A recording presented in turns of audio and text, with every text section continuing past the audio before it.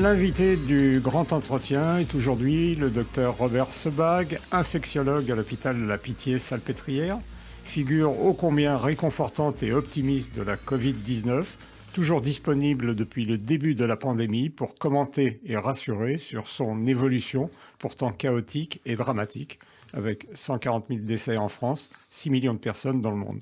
Mais il n'est pas uniquement le spécialiste du Covid. Nous allons profiter de ce long format pour faire plus ample connaissance avec le médecin, mais aussi l'homme au parcours si singulier, si riche, si débordant d'humanité.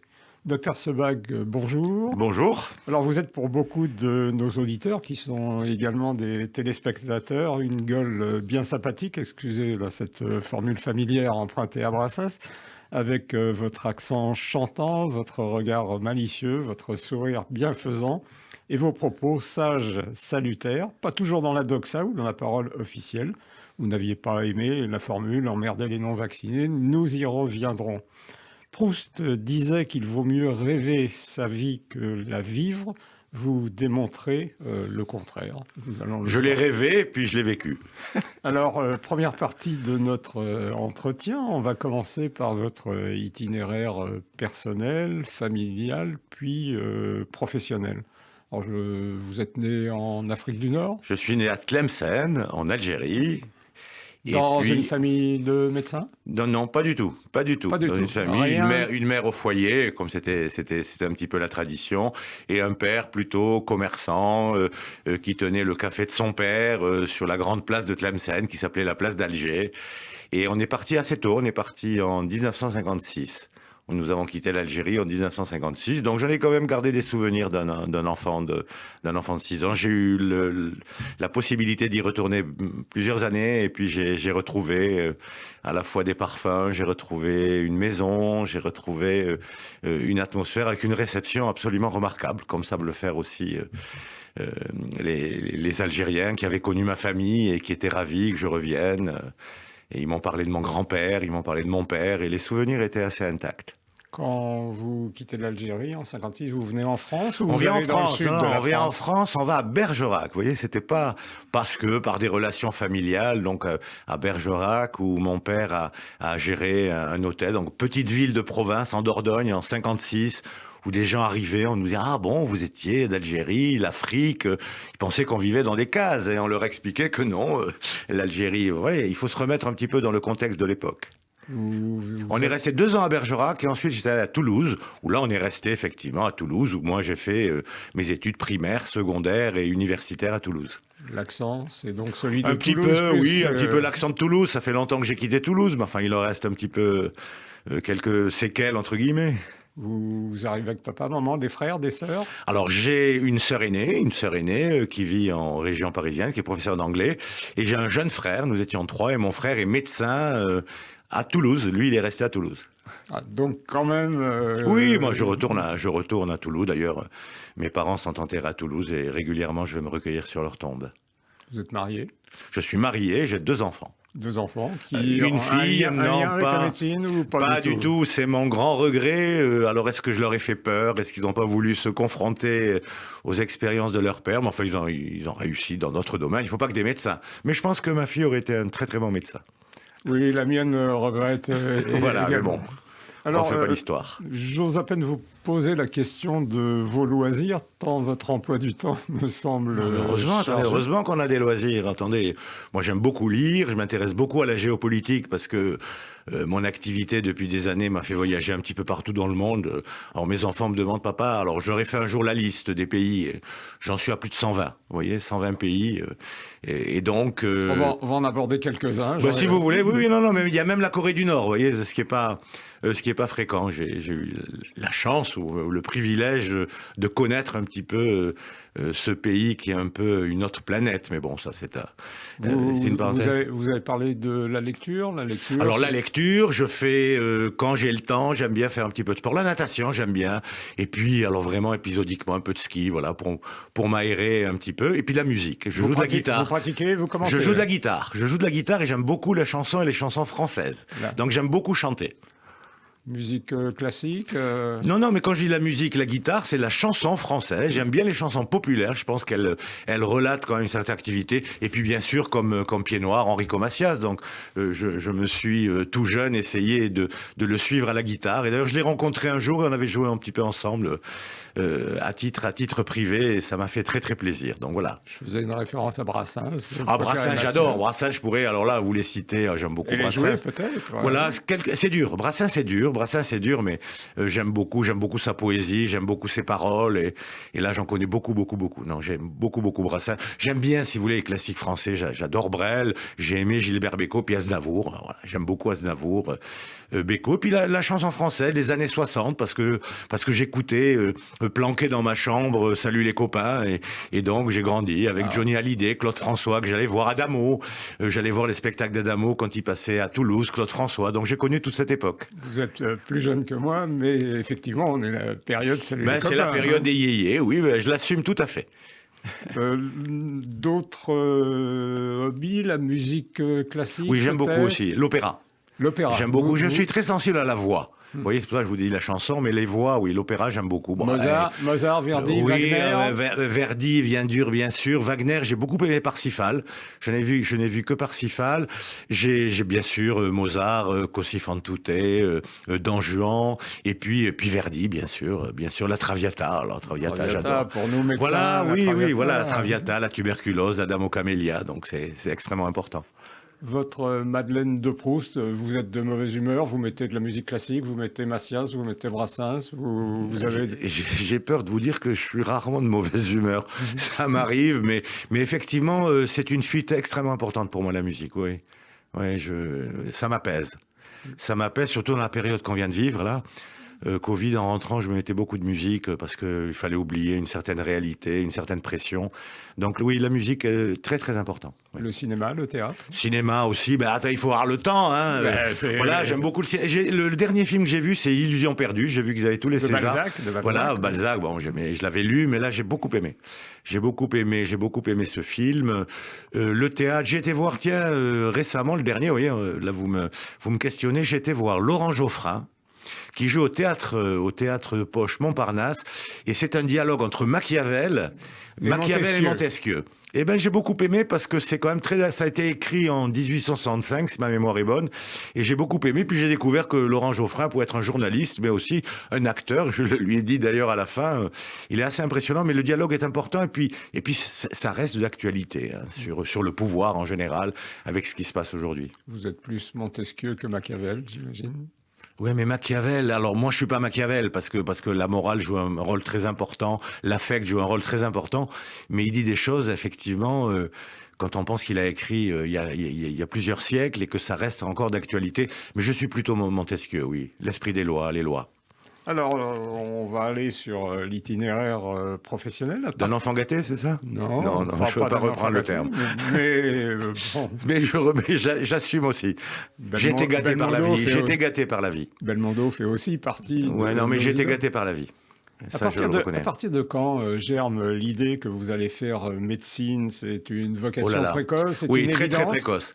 Très précoce. Alors, je vais vous faire sourire, mais quand ma maman achetait des poulets, je me mettais un torchon sur le nez comme un chirurgien et j'ouvrais le poulet. Donc, alors, j'ai pas été chirurgien, mais bon, la médecine tout de suite. Il n'y a pas eu la moindre hésitation. Alors, si pour être honnête, j'aimais beaucoup la géographie, le monde. Vous savez, je suis monté en avion pour la première fois de ma vie après mon bac. Et j'allais à Toulouse avec ma petite bicyclette, j'allais à Blagnac regarder les avions. J'étais fasciné par les avions et mon rêve, c'était effectivement j'étais gâté par la suite sur les avions. Et donc, j'ai hésité un moment avec la géographie. J'étais passionné de géographie, donc les pays, et déjà un petit peu la géopolitique. Alors, je connaissais toutes les capitales. Là, c'était mon défi de répondre à toutes les questions sur toutes les capitales du monde. Et j'avais le grand planisphère d'Air France et je regardais, je rêvais de voyage. Et puis, après mon bac, c'est arrivé. Puis ça s'est plus arrêté. Et après votre bac, qu'est-ce qui fait que vous décidez de faire médecine? Après mon bac, d'abord, mon premier cadeau, le cadeau de mes parents, c'était de me payer un voyage en Israël. Et donc, mon premier voyage en avion, ça a été d'aller en Israël. On est en 69. Mais là, déjà, la décision a été prise. Hein. Je me suis inscrit tout de suite à la faculté de médecine. Il n'y a pas eu la moindre hésitation. Et donc, j'ai commencé mes études en 69. à la faculté de médecine de Toulouse. C'est une évidence, médecine. Là, vous Oui, réfléchissez. parce que déjà, si vous voulez, dans ma tête, la médecine, c'est une valeur universelle. On a toujours besoin de soins, on a toujours besoin de médecins, et ça me permettra de bouger, et ça me permettra de voyager. J'avais toujours ça en tête, c'était de connaître le monde, après avoir connu Mais de d'une connaître manière... le monde à travers la médecine. Oui, parce que je pense que la médecine, je vous le répète, c'est une valeur universelle, et que tout le monde, et que avec la médecine, on peut apporter son savoir partout. Partout, parce que quelles que soient les civilisations, une mère, qu'est-ce qu'elle veut? Elle a un trépied, hein, c'est nourrir son enfant, c'est le soigner et c'est l'éduquer. Et donc je me suis dit, la médecine va m'ouvrir beaucoup de portes, et ça a été le cas. Alors, vous avez, docteur Sebag, un souvenir de la première année, de la première blouse, du premier stage? C'est des images qui nous marquent, Ah je bien trouve. sûr, oui, oui, ah ouais, nous les médecins, bien sûr, la blouse blanche, hein, j'étais ravi. Mon père, Vous avez cette période avec le oui, tablier oui, ou alors pas? c'était les premières blouses, un peu comme les dentistes, vous savez, qu'on enfile et qu'on attache dans le dos. Et puis mes premières, d'ailleurs très très tôt, je voulais, avant d'être externe, vous savez, on passait par l'externat à l'époque. Avant ça, si vous voulez, je cherchais par des relations pour aller aider dans les blocs chirurgicaux. Et donc, il y avait un ORL qui m'avait pris sous sa coupe et j'allais, quand j'étais un petit peu libre, j'allais le voir opérer dans la salle d'opération. Et là, ça me fascinait un petit peu la médecine. Et puis, très très vite, si vous voulez, parce qu'il fallait un milieu extrêmement modeste, j'ai fait des gardes de nuit d'aide-soignants. Donc, je faisais des gardes de nuit dans des cliniques, donc des gens qui avaient des anus artificiels, je changeais les poches, je les nettoyais, je passais la nuit. Ensuite, je faisais des gardes de nuit dans des hôpitaux psychiatriques, ce qui m'a effectivement attiré vers la psychiatrie pendant pas mal d'années. Et puis bon, bah, c'était presque des nuits blanches. Et puis le matin, j'allais à l'hôpital. Et puis après, l'après-midi, dans les cours d'envoyer très très vite. Et ça m'a permis de connaître un peu les différentes facettes. On est médecin, mais j'ai compris ce que c'était aussi un infirmier, une aide-soignante. Et ça m'a donné quand même une certaine réalité de ce que pouvait être la médecine. Comment vous décidez et à quel moment vous décidez de faire infectiologie? Parce qu'effectivement, on se Alors, rend compte que vous avez fait plusieurs années de psychiatrie. Voilà, on passe. Oui, oui. Alors, comme j'avais fait effectivement ces gardes de nuit en psychiatrie, j'étais attiré. J'ai commencé par la psychiatrie. Et puis ça, si vous voulez, bon, avant, j'ai précédé parce que je suis parti très vite en voyage.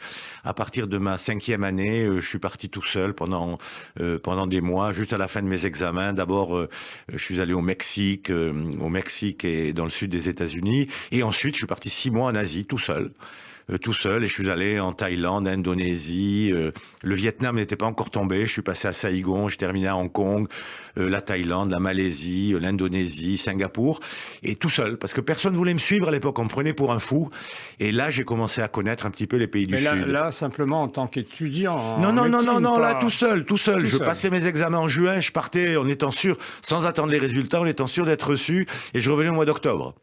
Et donc, un petit peu sac au dos, un petit peu l'aventure, juste avec des billets d'avion. À À notre l'époque, il n'y avait époque, pas de le rêve, portable. c'était d'aller l'été à De Kaboul. connaître. Non, j'ai pas fait Kaboul, mais j'ai débarqué à Bangkok et je suis descendu par la route dans le sud de la Thaïlande, la Malaisie, Penang, Sumatra, l'Indonésie, chez les Minangkabau, Bali, pendant des mois, prenant des bateaux. Un certain nombre d'anecdotes qu'il faudra que j'écrive un jour parce que c'est quand même assez passionnant. Et puis, si vous voulez, à mon retour, on m'a proposé, parce que j'étais un petit peu assistant aussi pour gagner ma vie à la faculté en biochimie, et un des patrons de biochimie m'a dit, vous savez, on cherche un jeune médecin, vous allez bientôt finir vos études, est-ce que vous seriez d'accord pour partir en Bolivie? Parce que le professeur Ruffier, qui était professeur au Collège de France, il y avait un institut français de biologie d'altitude, et il cherchait un jeune médecin pour aller étudier les migrations des populations indiennes, Aymara et Quechua, des hauts plateaux boliviens vers les basses-terres. Et il voulait un jeune médecin. J'ai dit, ouais, génial. Je ne connaissais pas l'Amérique du Sud. Alors on m'a dit, bien sûr, vous parlez espagnol. J'avais jamais fait d'espagnol de ma vie. Moi, j'ai fait de l'allemand et de l'anglais, mais j'ai dit oui, hein, parce que je voulais pas perdre la mission. Et en sortant, j'étais acheté la méthode à 6000 pendant quelques mois avant de partir. Et là, c'était le départ, si vous voulez. Je suis parti, et là, j'ai dit, bon, la psychiatrie, ciao. Et là, j'ai connu le tiers-monde. Je suis parti pendant 6 mois, qui a été renouvelé par la suite dans les fins fonds de Bolivie. Et là, j'ai connu la médecine infectieuse, j'ai connu les problèmes du tiers-monde et j'étais passionné par les maladies parasitaires.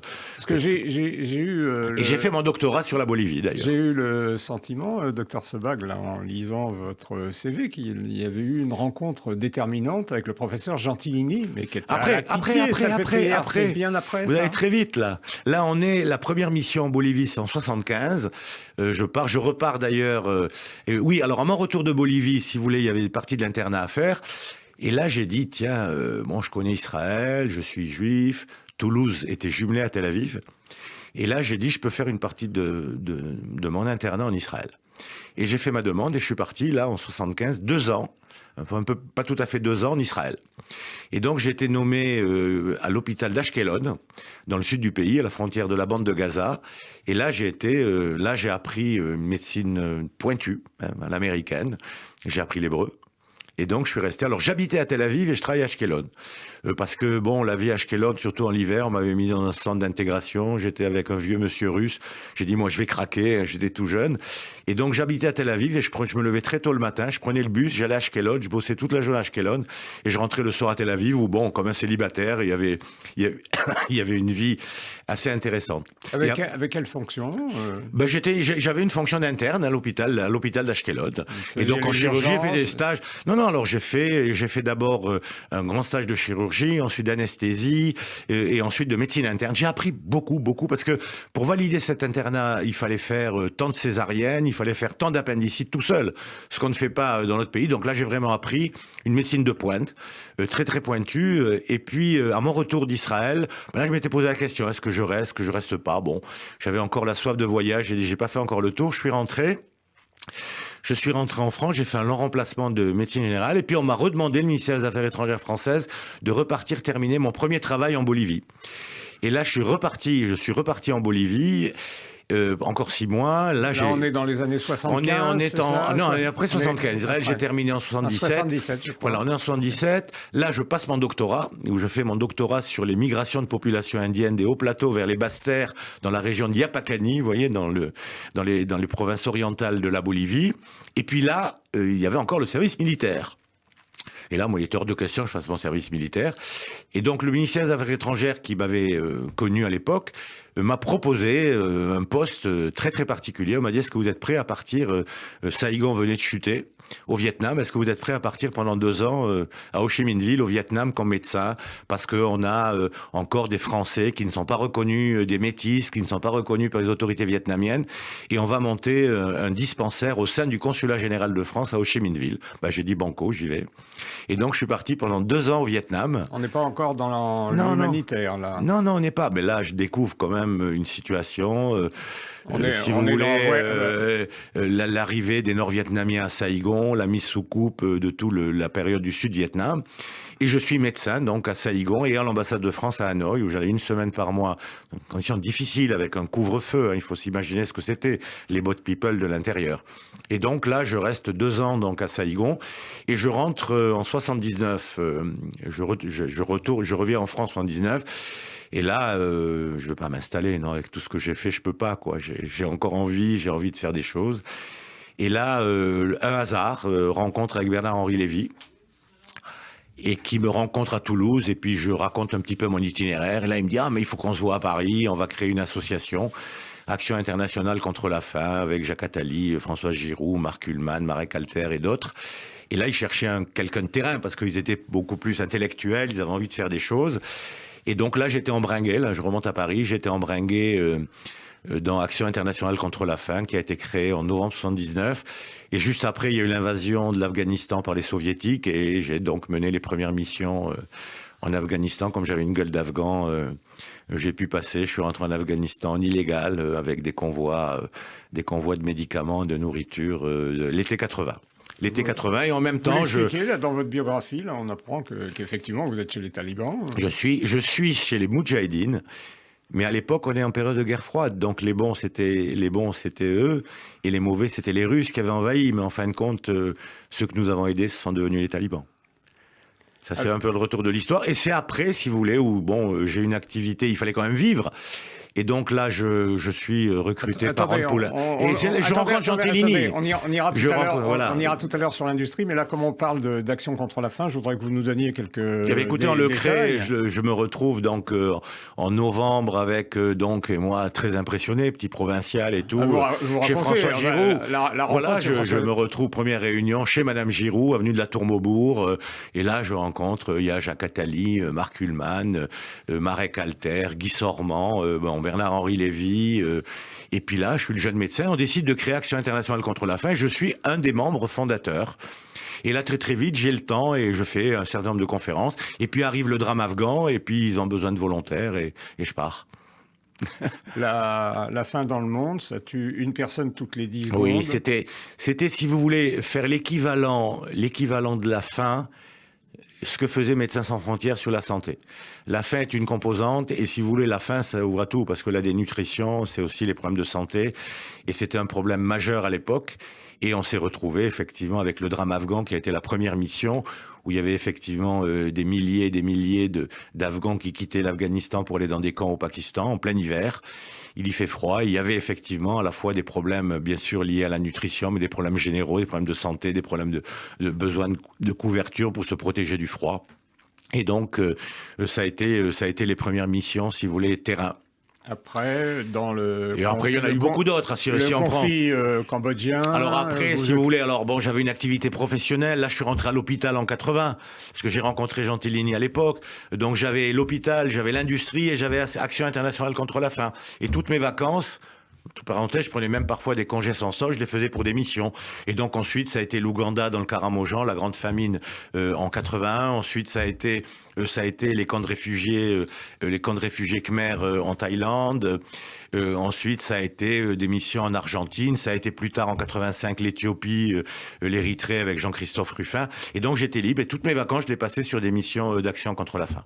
Vous continuez Pendant un moment, j'ai un petit peu arrêté, j'ai eu d'autres activités, j'étais directeur des opérations internationales de la Croix-Rouge, et puis depuis 5-6 ans, je suis revenu à mes premières amours, et je suis à nouveau administrateur, je suis au conseil d'administration d'Action contre la faim. C'était mon petit bébé au départ, petite association qui est devenue une des plus grandes ONG françaises. C'est plus de 200 millions d'euros, si vous voulez, de missions de par le monde. Et j'ai fait quelques missions encore. Qui finance, docteur si vous voulez, vous avez deux types de bailleurs. Vous avez des bailleurs institutionnels, la Communauté économique européenne, les Nations Unies, l'agence française de coopération. Et vous avez aussi, bien sûr, des dons privés extrêmement importants. Et donc, ce qui finance effectivement un certain nombre de missions. Il y a des milliers de volontaires sur le terrain. Bien sûr, dans des régions extrêmement dangereuses, ça va des camps de Rohingyas au Bangladesh, en passant par la République centrafricaine, par le Yémen, avec une guerre extrêmement importante, par le Népal, par des pays d'Afrique. Et j'ai mené pour eux une mission dans les camps de Rohingyas au Bangladesh, à la frontière entre la Birmanie et le Myanmar aujourd'hui et le Bangladesh. Les États ont en partie démissionné et si vous voulez, il y a une paupérisation de l'État et c'est vrai que les ONG jouent un rôle extrêmement important aujourd'hui. Elles jouent un rôle bien sûr de plaidoyer pour expliquer ce qui se passe, mais aussi d'apporter une aide dans des conditions extrêmement difficiles. Il y a beaucoup de conflits un petit peu ignorés et dans ces conflits ignorés, je pense au Yémen en particulier. On est présent bien sûr sur des distributions alimentaires, mais aussi dans les domaines de la santé mentale, et un petit peu, vous savez, la faim, c'est la faim au sens large. J'ai vu qu'il y avait des fondations privées qui avaient un budget 2-3 fois supérieur à celui de l'OMS. Si vous voulez, là, on est bien sûr inférieur à l'OMS, mais l'OMS, c'est plus quelqu'un de consultatif, de créer des normes au point de vue sanitaire, pas tellement opérationnel. Voilà, je vous propose une courte pause musicale avant de poursuivre notre entretien. Deuxième partie de notre entretien avec le docteur Robert Sebag, infectiologue, mais pas uniquement, à la Pitié-Salpêtrière. Alors, on a évoqué votre action, le début de votre action humanitaire. Je voudrais, docteur Sebag, que vous nous expliquiez, parce qu'à un moment donné, vous vous trouvez dans l'industrie pharmaceutique. Si vous voulez, quand je rentre du Vietnam, tout ça, on chevauche un petit peu les années, je rentre du Vietnam et je dis, qu'est-ce que je fais, quoi ? Il faut vivre, Je veux pas m'installer, ça c'est clair. Et je me dis, ben, je voudrais un travail où je peux apporter un petit peu tout ce que j'ai vécu, ma connaissance de langue, des pays. Et puis tout d'un coup, me saute aux yeux, je dis, bon, ben, pourquoi pas l'industrie pharmaceutique au niveau international, ça me permettra peut-être de faire des missions et puis d'avoir un certain nombre de libertés pour continuer, vous voyez, en parallèle. Et juste au moment où je me pose cette question, je suis contacté par le professeur Gentilini, que moi je connaissais, qui était le pont de la médecine tropicale, on connaissait tous son livre. Moi, je ne l'avais jamais rencontré, puisque j'ai fait mes études à Toulouse, il est parisien. Et puis, il entend parler de moi. Moi, j'étais de retour du Vietnam. Un des médecins du Quai d'Orsay lui dit, tiens, il y a un médecin là qui a passé 2 ans au Vietnam, que j'ai rencontré. Et donc, je reçois un appel de Monsieur Gentilini qui veut me rencontrer. Moi, extrêmement flatté, Monsieur Gentilini veut me rencontrer. Donc, je vais le voir. Il reçoit très tôt. Il me reçoit à 7h du matin à la Pitié-Salpêtrière. Il me fait parler. Et moi, je suis très impressionné. C'est le grand patron, mandarin, hein, Gentilini. C'est un peu cette époque. Moi, et il me dit... Bon, le centre de la parodontologie française. Il me fait parler. Et puis, il me dit, bon, est-ce que vous accepteriez de travailler dans mon service, d'être attaché? Moi, ça me tombe comme ça, parce que vous voyez, je voulais quand même garder une activité médicale de médecin, parce que bon, j'ai une industrie, je ne vais pas être médecin. Et moi, j'aime toucher, je suis un vrai médecin. Et le truc me tombe dessus, parce que j'y pensais, mais pas obligatoirement chez lui. Et il me dit, voilà, vous pouvez venir 1 fois par semaine, est-ce que vous accepteriez? Je lui dis, écoutez, oui, j'accepte. Et il me dit, vous savez, si vous ne pouvez pas, je fais, si vraiment malheureusement, mais moi j'aimerais avoir des gens comme vous, des gens de terrain, c'est important. Mais il me dit, il me met très à l'aise, il me dit, mais si vous ne pouvez pas, vous savez, je fais un staff tous les jeudis où je fais venir des gens et votre rapport, on discute d'un certain nombre de cas, de problèmes. Bon, moi je lui dis, oui, je prends. Et donc on est en septembre 80. Donc, et j'y suis toujours. Je suis le plus ancien, donc ça va faire 42 ans, hein, ou 40, je compte plus, enfin 41 ans que je suis dans ce service. Et donc j'ai commencé 1 journée par semaine, et donc j'avais des paludismes, des diarrhées, enfin j'ai vu tout, hein. J'ai vu toute la pathologie tropicale, et puis très très vite, pour sauter quelques années, il y a eu le sida.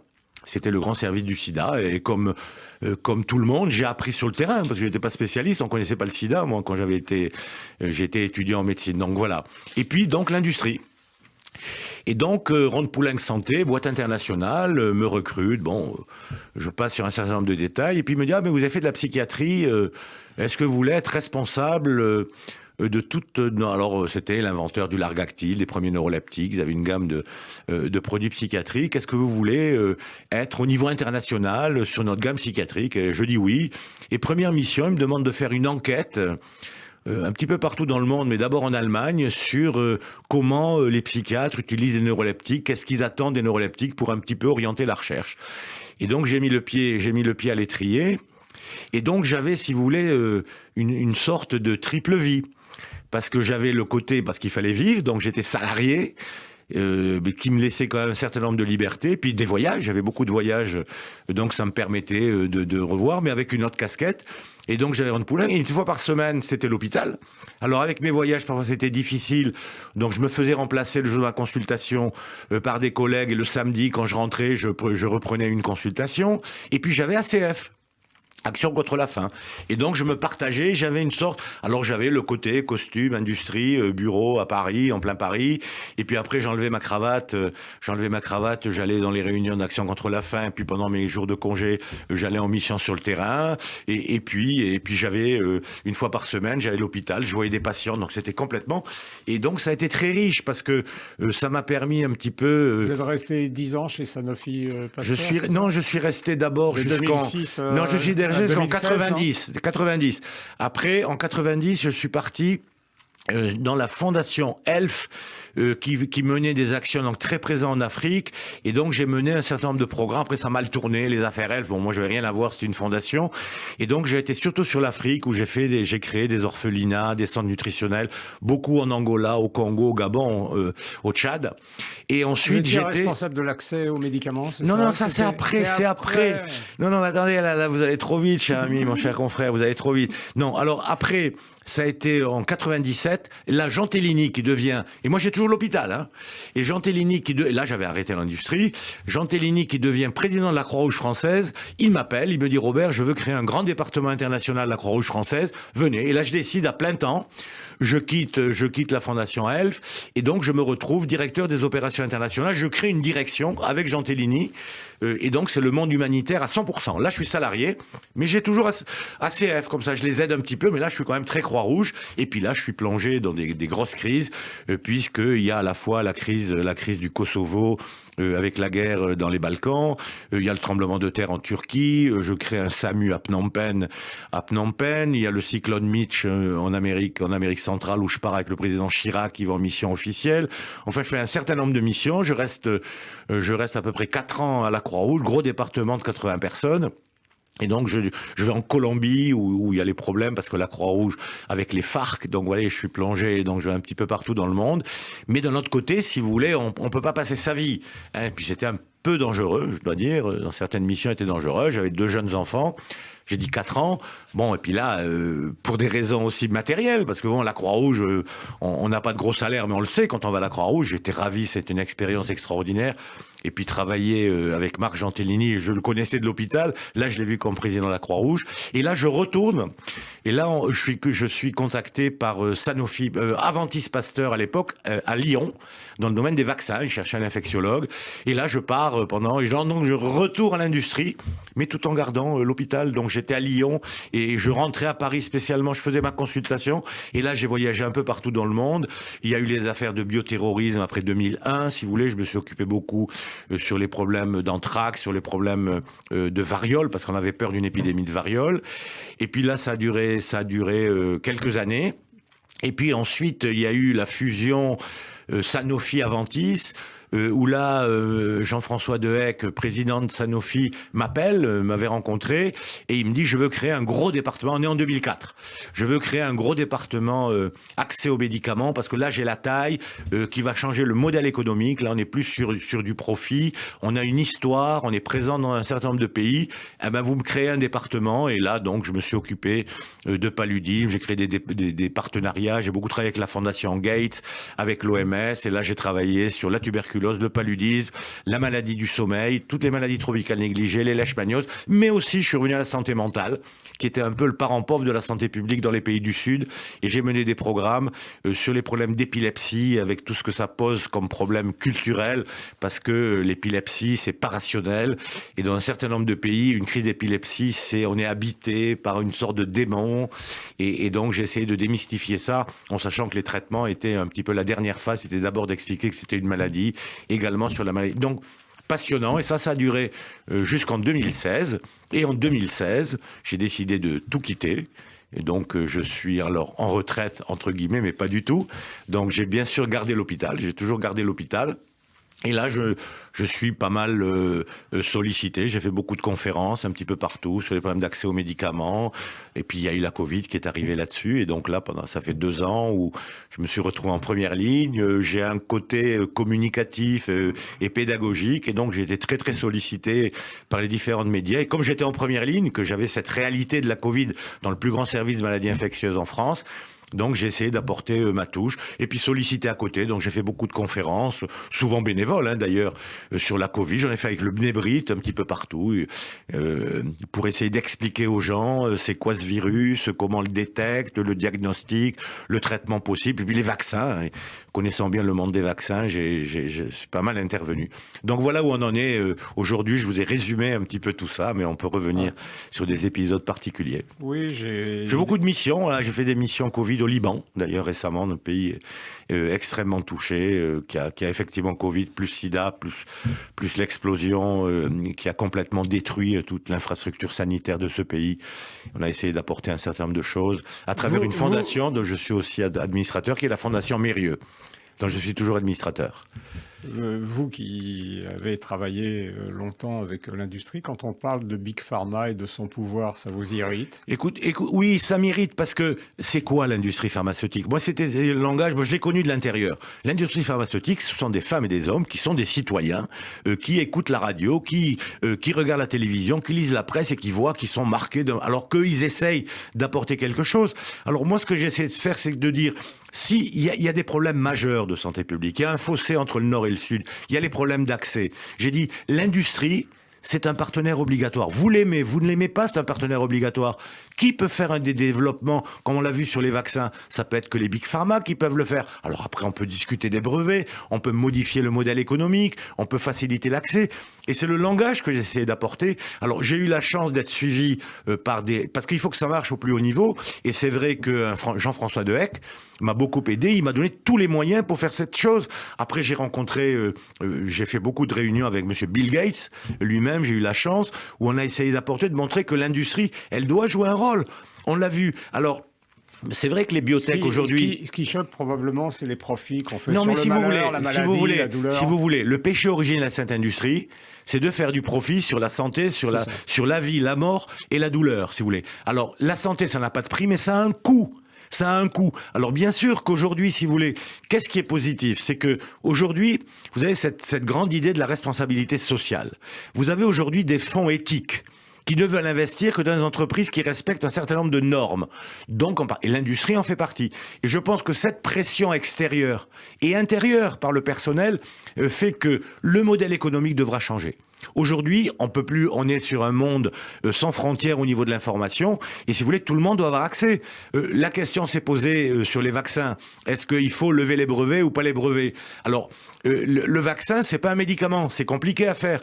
Alors, vous pouvez lever les brevets, mais après, la fabrication est extrêmement compliquée.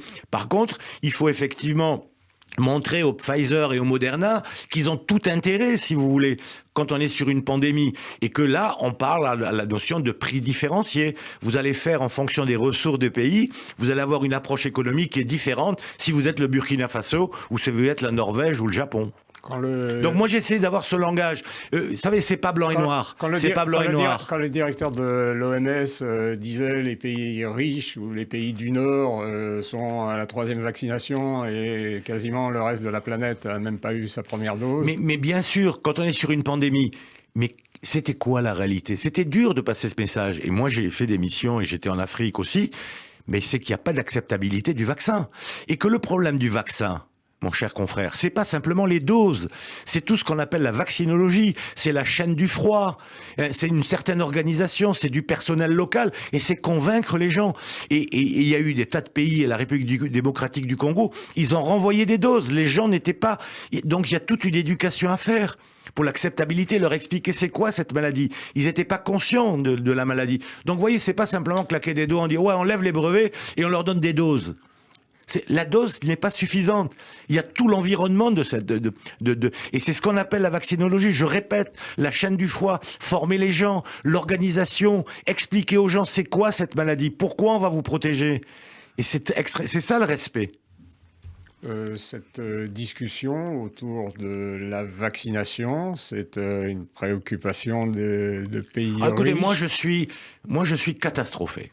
Je suis catastrophé dans le pays de Pasteur. Parce que vous savez, en termes de santé publique, il y a 3 actions.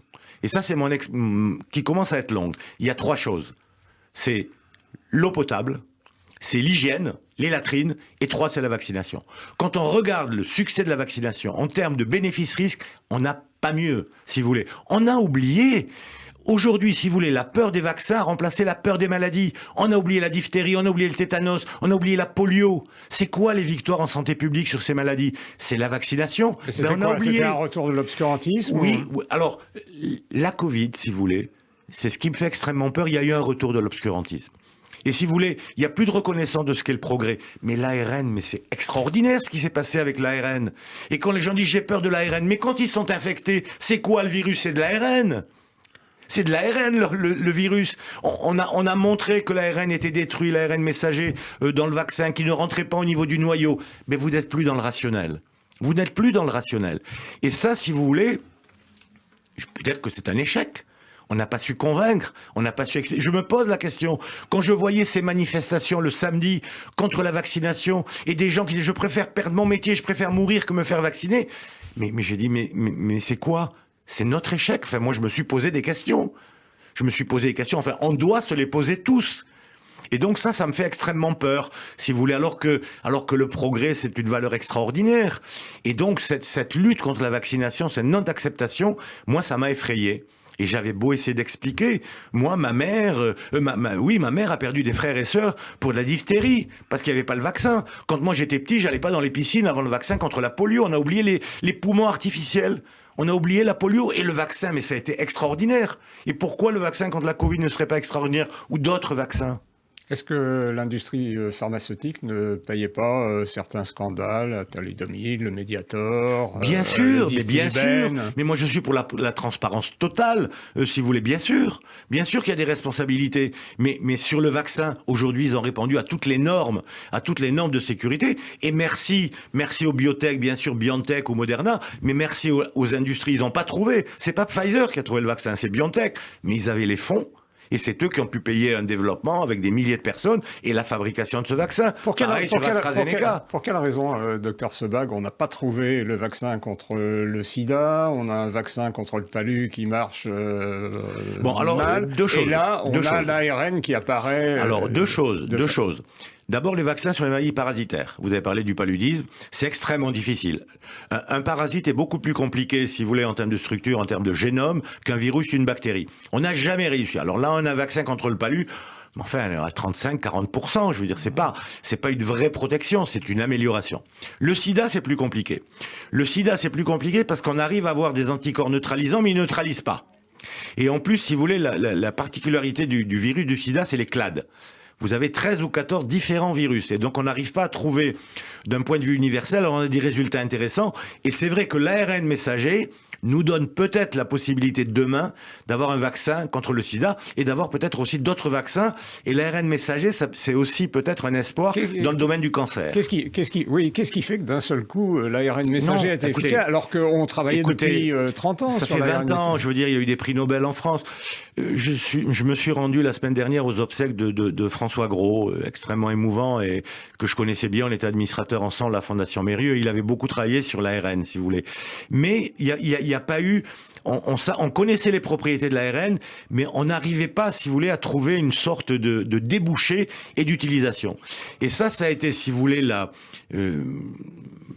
l'intuition, si vous voulez, la vision de BioNTech et aussi de Moderna, de dire, bon, on va essayer avec l'ARN messager, puisque nous avons la carte d'identité de ce SARS-CoV-2, on a la carte d'identité, on va greffer, on va coder sur notre ARN messager, on va voir. De même de Moderna, ça a marché.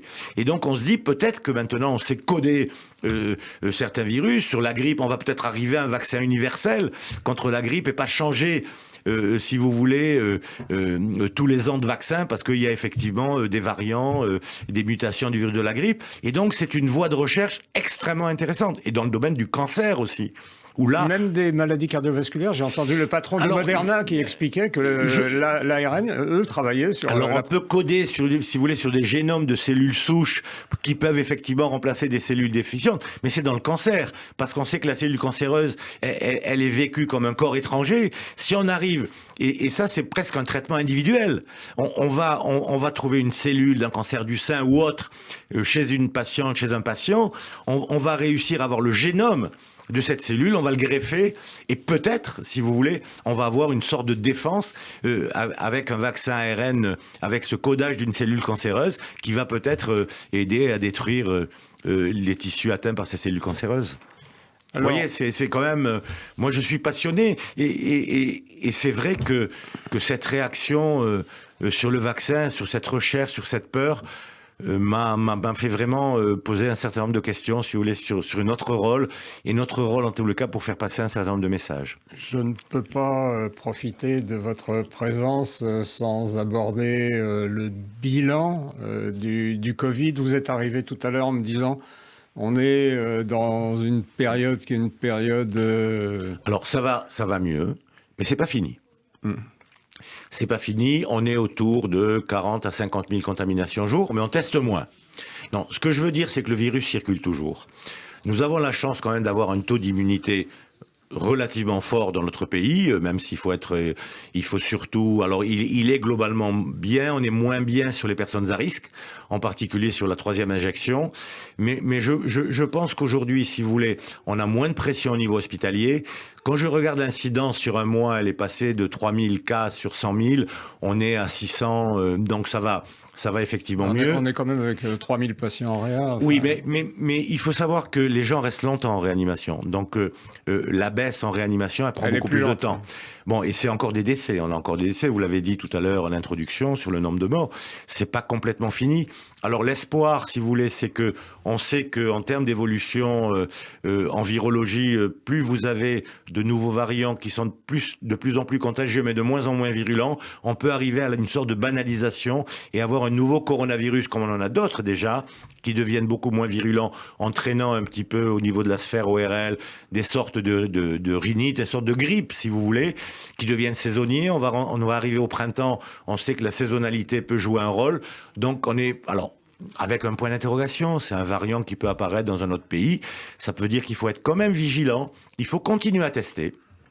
Pas globalement comme on l'a fait sur les millions qui a coûté une fortune, mais avoir des sortes de tests sentinelles comme on le fait sur la grippe pour repérer peut-être, et séquencer, hein, surtout parce qu'on n'est pas très bon en séquençage, repérer peut-être l'apparition d'un variant. Donc il faut être prudent, mais il faut tester aussi dans les pays du Sud.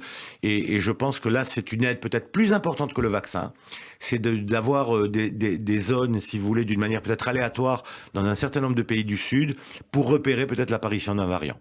Et ça me paraît important parce que plus vite on agit, on l'a vu sur Omicron en Afrique du Sud, ça a été énorme et puis c'est descendu très vite, plus vite on peut effectivement régler le problème. Donc vous voyez, vigilance, mais quand même ouverture, on va vivre avec. Les leçons de cette épidémie, docteur Sebag, avec le recul, la meilleure stratégie, c'était le zéro Covid de l'Asie, de l'Australie, c'était l'immunisation collective. Oui, mais on a essayé. L'immunisation collective, on n'arrive jamais, si vous voulez, à 100% d'immunité. C'était, si vous voulez, la notion, la responsabilisation sur les gestes barrières, extrêmement important. Le port du masque pour éviter effectivement d'arriver à un confinement, parce qu'à l'époque on savait pas trop et que la seule solution c'était le confinement, maintenir la recherche, la vigilance sur l'apparition effectivement, on n'est pas à l'abri de l'apparition. Très important aussi, si vous voulez, c'est la notion de One Health, c'est bien de penser à la santé animale. Et on sait que le passage d'espèces est quelque chose d'important. On l'a vécu avec la chauve-souris. On l'a vécu aussi avec d'autres maladies. Donc ça veut dire que... Il est innocenté, le pangolin. Le pangolin est innocenté, pas la chauve-souris. On se demande même s'il n'y a pas eu un passage direct de la chauve-souris à l'homme. On se pose des questions. Peut-être accident de laboratoire. Mais par contre, pour le SARS-CoV-1, on avait trouvé quand même que c'était la civette. Donc la santé animale, extrêmement important. Ne pas oublier la santé animale et cette jonction, cette notion de... une santé animale, santé environnementale et santé humaine. J'avais comme dernière question, docteur Sebag, envie de vous demander quelle serait la devise qui vous définirait le mieux. Je vous propose celle de Popper, le philosophe des sciences. Être optimiste est un devoir moral. Ah, j'aime bien.